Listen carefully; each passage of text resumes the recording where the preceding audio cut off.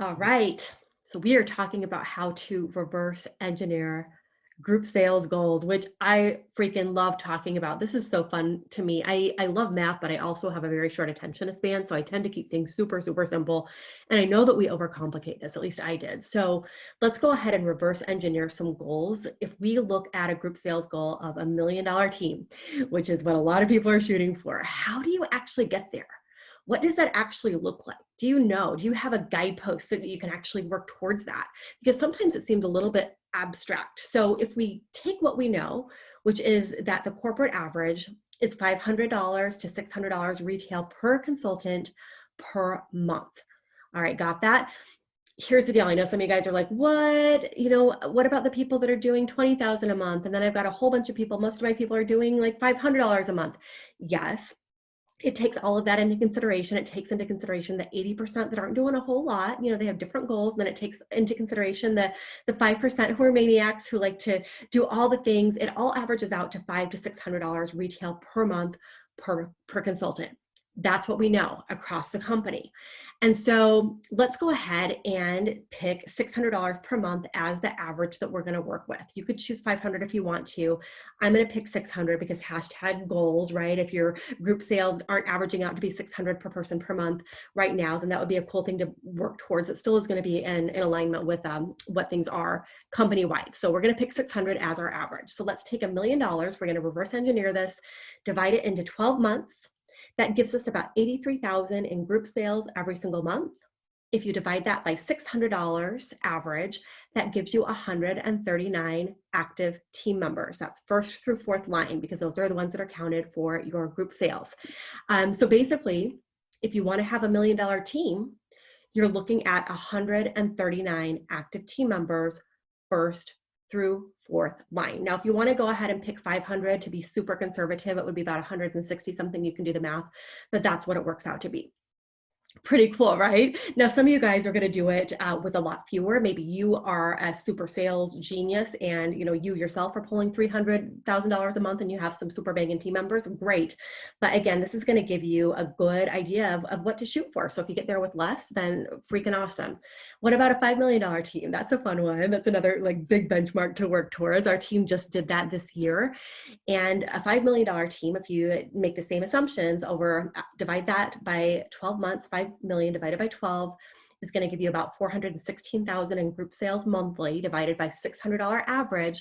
That's 694 active team members first through fourth line, right? And again, I can say that's about what it looks like. So kind of cool. So you can really do this with any goal that you have. And here's a little caveat. Of course, you can muscle your way to like a $500,000 group if you're watching this and your team is still relatively new, and maybe you are the bulk of the group sales because you're a super performer.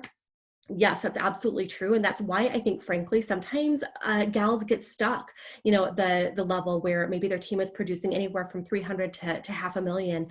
They're a super producer, but their team isn't quite there yet. That's why you really do want to look at this group growth number and really start pumping that up because you can only muscle your way so far, right? You might be able to muscle your way to $300,000 to $500,000 group sales, but to get 10 million and above, if you really want to build big, at some point your group is going to have to start expanding.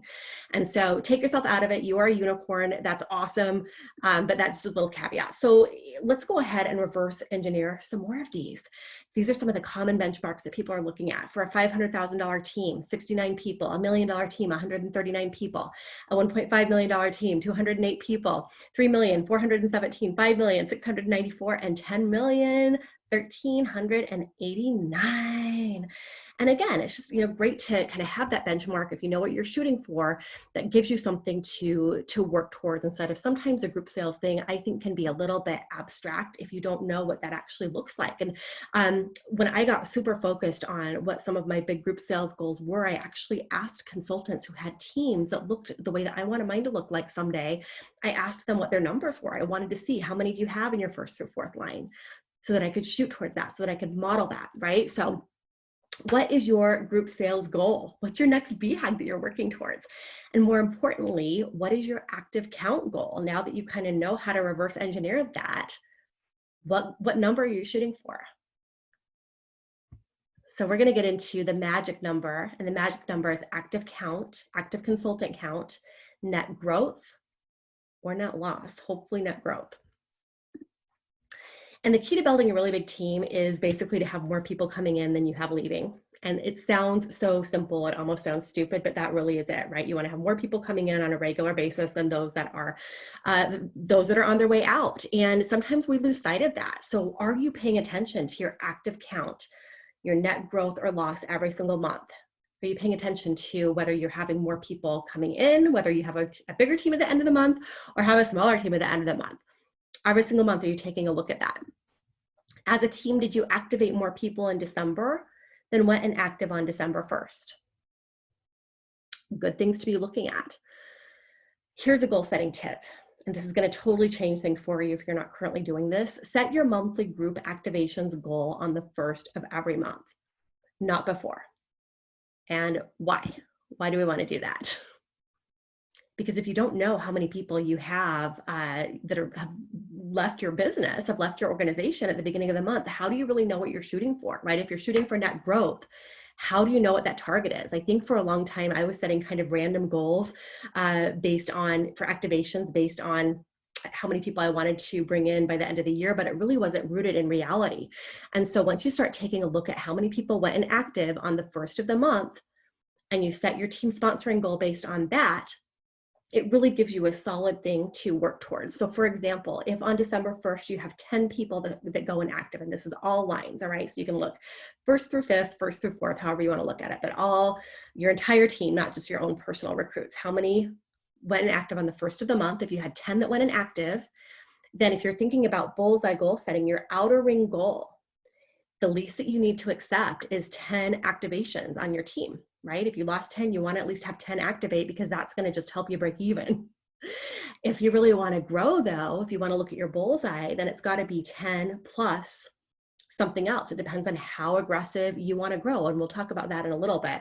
That's kind of a different discussion, but maybe your outer ring activations goal is 10 because you want to replace those that you lost at the beginning of the month, but then your bullseye is 15 because maybe you have a pretty aggressive growth goal. You want to make sure that you are having that growth of 5 every month to get to a big target that you're going towards. So I hope that makes sense. But that's really going to change drastically. When you start paying attention to that and you start really looking at that, that is going to change everything. It certainly changed everything for my team and for our team leaders when we started really paying attention to that number. So the big question then becomes, once you know what $1 million team looks like, or a $5 million team, or a $10 million team, or whatever, once you know what that looks like, the big question becomes, how fast do you want to grow? How fast do you want to work towards hitting that? And if you want $1 million team and you currently have 40 people on it, you're going to need 100 more people. So how quickly do you want to make that happen, right? And you can do that, over multiple years, or you can do it really, really, really fast if that's what you decide to do. So I just want you to ask, how doable is net growth of 4 per month team-wide? 4 per month. So that means you have 4 more coming in among your entire team than you have leaving. If you lose 5, then you're going to have 9 that activate, right? So 4 net growth per month, every single month. This is kind of a magic number if you're not really sure where to start and you're hesitant to set like a huge net growth goal for every single month. This would be a really good one to start, because 4 net growth a month, just having 4 more people come in than you lose at the beginning of the month, is going to get you to $1 million team in basically 3 years. Okay. So if you math it out, then that would be 4 times 12. So you have 4 more people coming in than you have leaving. 4 times 12 times 3. By the end of 3 years, you're going to have 144 active consultants, which would basically mean that you've put together a $3 million or $1 million team in a matter of 3 years. And of course, you could also do it faster. We've had people that have done this in 1 year. So it really is up to you. But again, paying attention to net growth, and also just knowing how to reverse engineer your goals based on what the company averages are, knowing that, maybe some teams are going to be much bigger performers because maybe they have some really big heavy hitters on them, and some are going to be a little bit less. If you're looking at your team right now and you're like, you know what, Jana, we just are nowhere near even that $500 per month average team-wide, then that is a productivity issue. And so that is something at some point you're going to need to take a look at and be like, why, is my team not performing at the corporate average, and that would be something you guys can work through. But again, it averages out company-wide to $500 to $600 a month. Reverse engineer those goals, and it's going to help you get there a lot faster. I hope that was helpful. I love to math nerd out, and happy building.